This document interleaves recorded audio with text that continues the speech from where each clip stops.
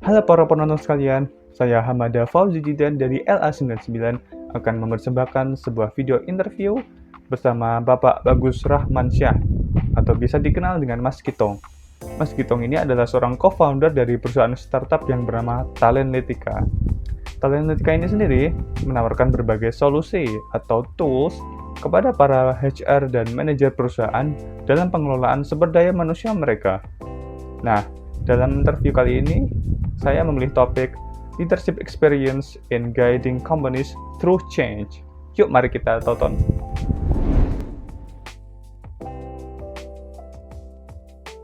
Oke, jadi gue latar belakang pendidikannya itu di engineering. Gue lulus ITB tahun 2006 sebagai sarjana teknik fisika. Background di engineering itu membuat gue berpikir secara analytical dan problem solving. Pendekatannya itu analytical dan problem solving. Dari tahun 2006 sampai tahun 2017 gitu, gue banyak kerjaan project-project IT. Tahun 2017 itu ketemu sama Mas Aswin, dia seorang psikolog atau istilahnya psychometrician. Jadi psikolog yang ahli statistik, psychometrician namanya. Nah, long story short, akhirnya kita memutuskan untuk mengembangkan tools yang Mas Aswin sudah punya ke bentuk yang lebih masif seperti sekarang yang kita punya, tes online dan assessment tools lainnya, kira-kira gitu.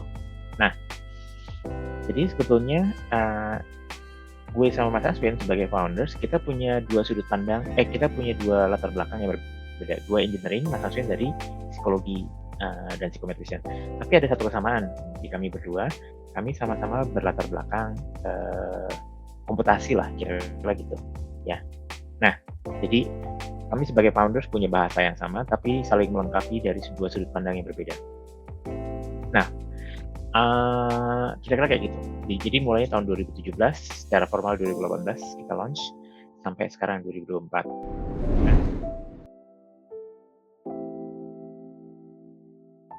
Nah, dari tahun 2018 sampai sekarang, Talentletika itu mengalami beberapa fase lah.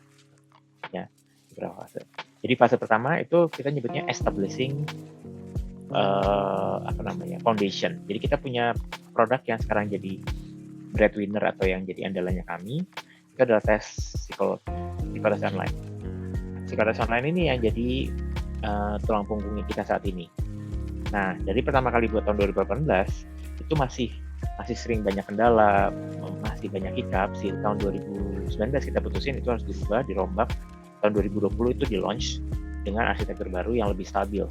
Jadi dalam setahun, jadi di tahun awal-awal itu kita mastiin bahwa solusi kita tuh valid, kerjaan kita valid, masalah-masalah yang mau dihandle tuh bener ada, dan ada klien-klien yang mau mengadop solusinya kita lah. Nah,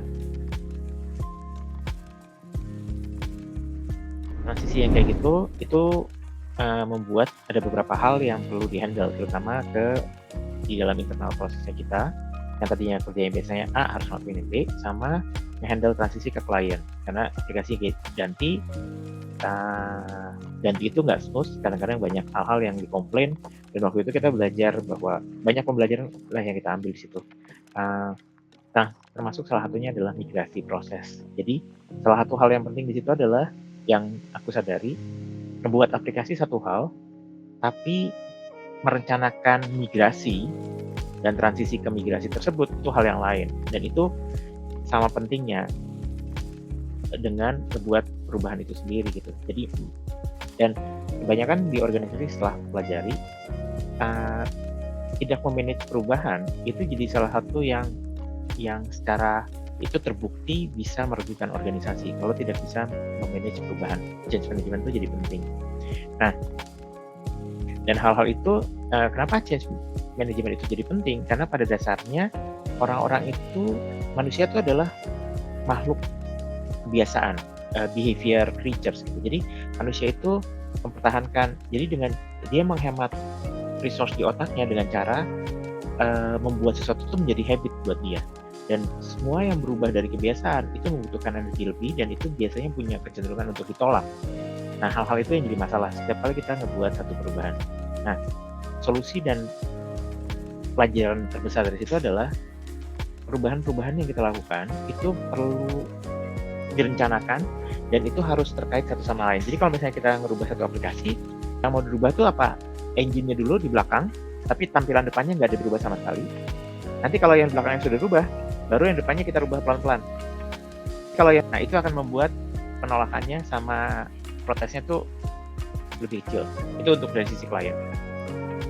Tapi sebetulnya banyak cara lain untuk mengatasi resistensi terhadap perubahan hal itu. Salah satu hal yang menurutku penting adalah mengerti apa yang dibutuhkan oleh user kamu. Dalam kasus ini user itu ada pengguna atau employee sebagai user, orang-orang yang bekerja sama dengan kamu sehari-hari gitu. Digital Analytica itu punya value tentang people yang sebetulnya terdiri dari 3 hal. Itu tentang empati, care, and openness, keterbukaan. Nah, memahami tentang apa yang menjadi sudut pandangnya mereka, memahami tentang apa pentingnya ini buat mereka, what it is for them, itu jadi tools yang penting untuk pada saat kita merancang organisasi ini berubah ke arah yang diinginkan. Bukan berarti bahwa yang namanya berubah itu selalu mengakomodir apa yang mereka inginkan. Ya kalau kita tanya, karyawan pengennya apa ya gaji lebih banyak gitu. Mereka pengen apa? Kerjaan lebih sedikit gitu. Itu permintaannya mereka gitu. Ya semua orang pengen gitu, tapi organisasinya punya tujuan tertentu yang harus dicapai dan nggak semua itu bisa diakomodir. Gimana caranya kita bisa punya irisan di tengah situ? Jadi kasarnya gini, oke, kalau kalian pengen gaji lebih banyak, konsekuensinya organisasi harus mencapai target bisnis yang lebih tinggi. Nah, gimana nih caranya kita bisa melakukan hal itu? Jadi kasarnya gini, lu pengen duit lebih banyak, boleh, targetnya naik ya. Nah, mungkin secara eksplisit atau secara simpel kita ngomongnya kayak gitu. Tapi, dalam bentuk realnya, diterjemahkan dalam bentuk apa? Diterjemahkan dalam bentuk, oke, target kita tahun ini naik 50% ya. Dan karena untuk mencapai 50% target itu, kita perlu A, B, C, dan D.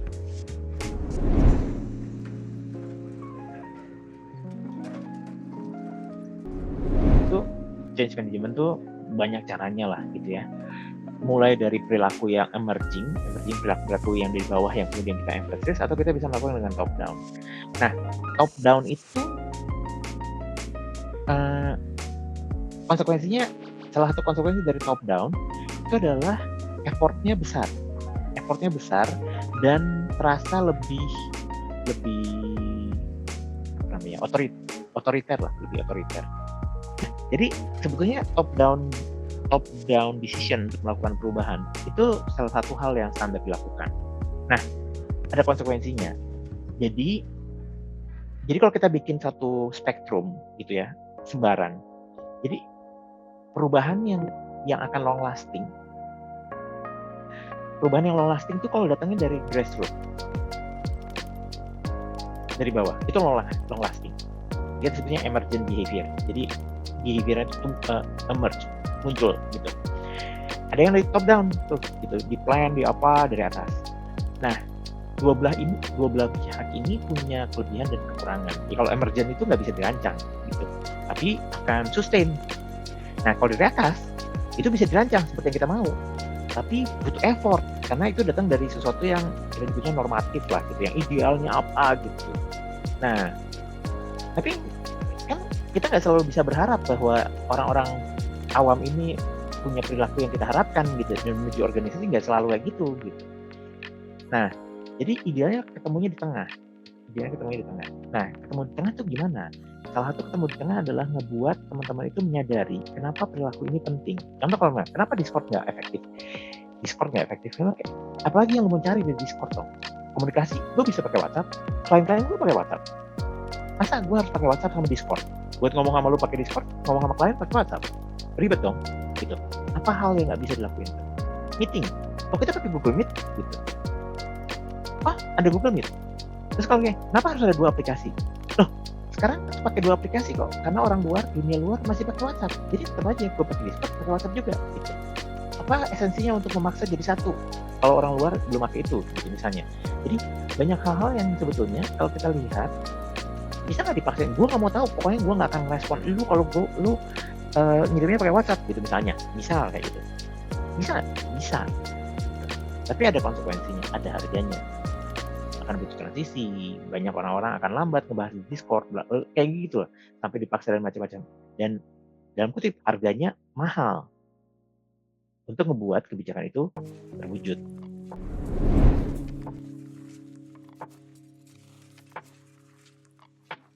Atlantika dari lama itu memutuskan untuk tidak menjadi service company. Jadi kita nggak melayani project-project. Jadi kita mengurangi project, kita mengandalkan platform, software. Ya, kita berharap softwarenya yang akan jadi jualan. Kita mengurangi ketergantungan pada orang. Tapi sejak 2 tahun yang lalu, akhirnya pendapatan dari service atau dari project itu membesar. Sampai pada titik dia mewakili 25% dari pemasukan. Ya, di titik itu kan ada perubahan, ada resistensi nih dari gue tuh nggak pengen, gue pribadi secara founders nggak pengen kita bergeser ke service. Satu, biayanya mahal, jadi profitnya tipis. Terus yang kedua, itu mengandalkan orang-orang atau mengandalkan manusia-manusia yang selain harganya mahal, maintain-nya susah, ngedevelopnya juga susah. Jadi banyak kasus konsultasi dan service itu susah, merepotkan lah. Kalau platform kan software, barangnya ada, konsisten, dia nggak pernah tidur, asal lu bayar servernya dia jalan gitu. Nah itu ada resistensi lah, ada kita nyebutnya polemik gitu kalau nggak disebut sebagai dilema, polemik kalau nggak disebut sebagai polemik lah, berlawanan gitu. Ya, dilema itu akhirnya per tahun lalu diputuskan untuk ya udah kita mulai deh coba untuk bikin satu divisi khusus ngehandle divisi ini atau ngehandle service ini. Nah, jadi butuh waktu 2 tahun sampai akhirnya itu diformalisasi untuk menjadi satu organisasi sendiri yang ada di dalam, terpisah. Dan kemudian dari situ itu butuh 2 tahun ya. Jadi akhirnya kita akhirnya sepakat, bukan mungkin ketemu dalam artian sepakat gitu. Akhirnya sepakat ya udah deh kita bikin aja.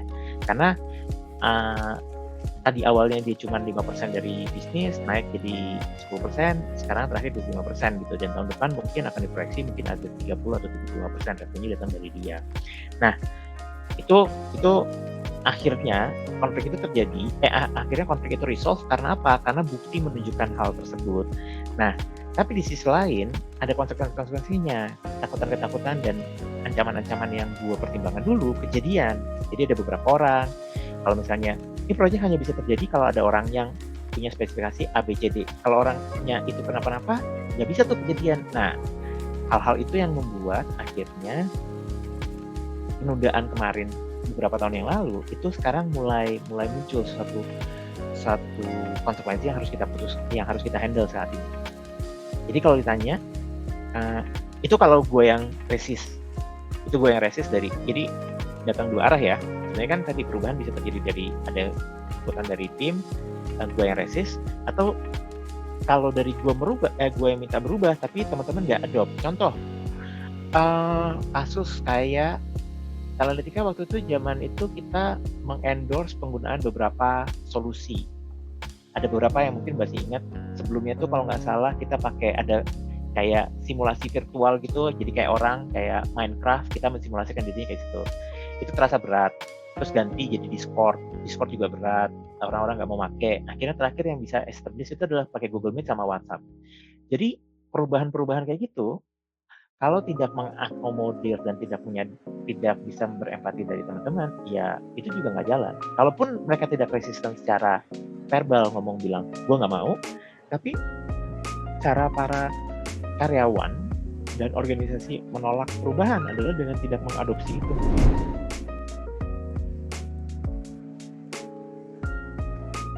Ini juga pertanyaan menarik dan jadi satu pertanyaan yang reflektif ya. Jadi, gue bikin perusahaan dari tahun 2006. Jadi sejak lulus, karena IP-nya kecil, jadi ngerasa kayak, aduh kalau gue ngelamar kerja susah, jadi akhirnya gue bikin perusahaan sendiri. Dari tahun 2006 sampai 2019 lah ya, turning point-nya.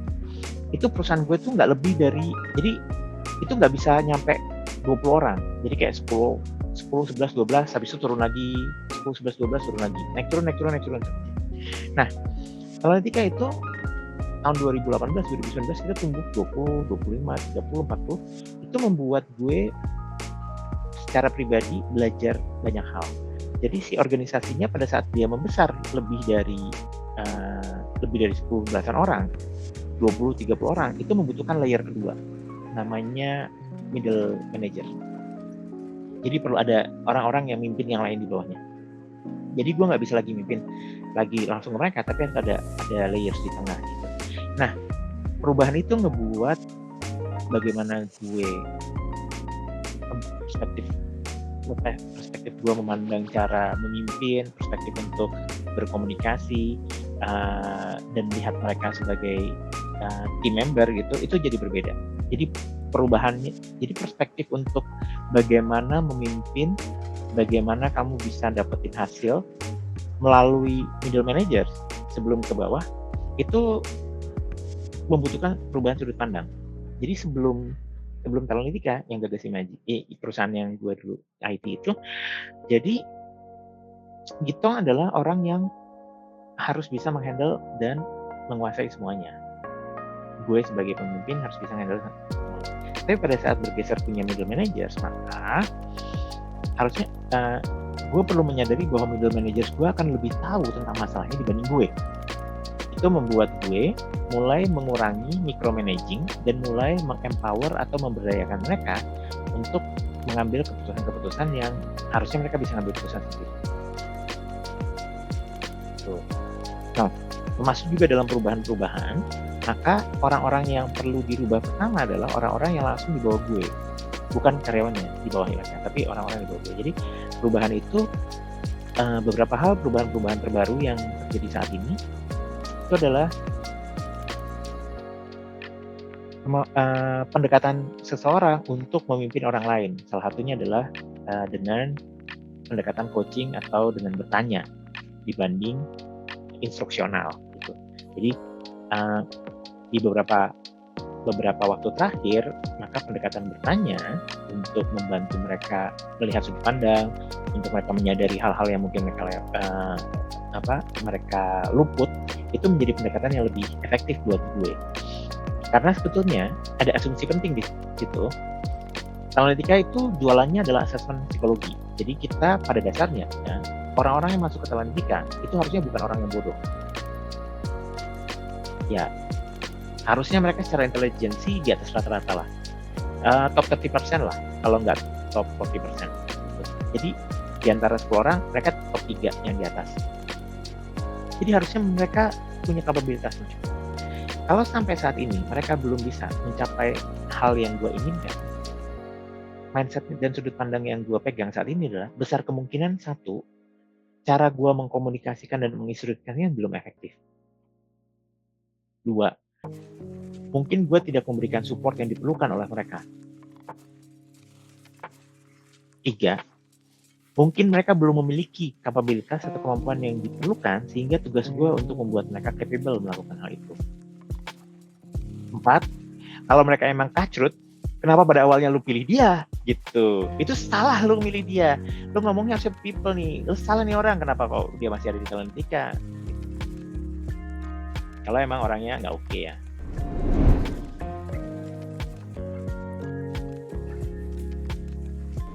Jadi harapan dari gue di Talentika sebetulnya gini, teman-teman itu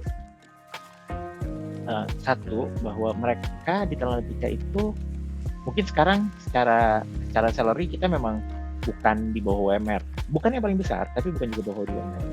Nah, harapan gue adalah kalau teman-teman menyadari dan punya ownership yang besar, sebetulnya kita bisa bareng-bareng untuk tumbuh lebih besar dari sekarang.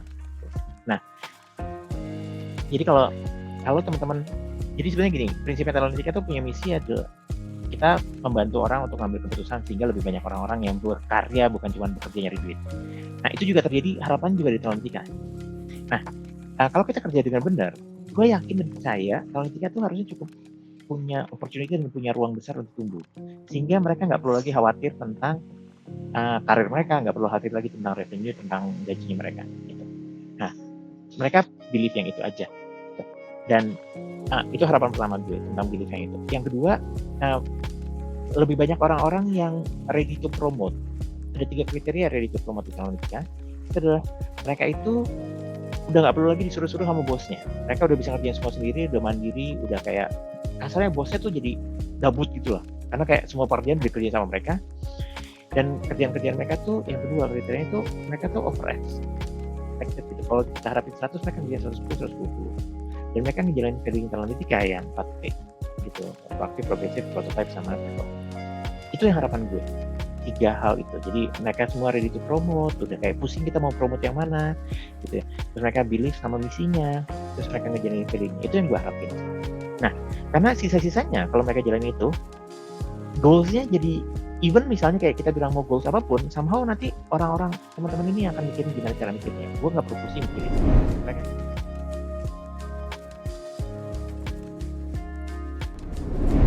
karena gue belum pernah, gue nggak kerja sama orang lain, jadi banyak hal-hal gue mesti cari tahu sendiri, gue belajar sebenarnya. Jadi buat leaders itu penting banget untuk terus, jadi leaders itu tanggung jawabnya dia sendiri untuk tumbuh. Jadi dia nggak bisa develop orang lain kalau dia sendiri nggak tumbuh. Nah, itu tipsnya gue buat leaders adalah terus tumbuh dan belajar. Kalau Steve Jobs ngomong stay foolish and stay hungry, itu beberapa orang yang ngomong bahwa leader is a reader atau leader is a learner gitu, belajar. Terus itu yang pertama. Yang berikutnya, dengan berbagai definisi leader, menurut gue salah satu yang gue percaya tentang leader adalah kemampuan seseorang untuk punya gambaran yang jelas tentang apa yang mau dituju, sama kemampuan untuk mengajak orang-orang di bawahnya atau orang-orang di sekitarnya untuk menuju gambaran yang dia mau itu. Jadi 2 hal kriteria itu yang perlu dilatih secara konsisten dan disiplin. Jadi tadi leader idealnya terus belajar dan tumbuh dengan konsep stay foolish and stay hungry. Yang kedua, apa yang perlu dipelajari dan terus kemampuan untuk terus punya gambaran tentang dunia ideal atau bayangan ideal, visioning kita sebut kata kerennya, sama kemampuan untuk mengajak orang-orang, itu gue nyebutnya enrolling atau inspiring others to decision atau to that vision.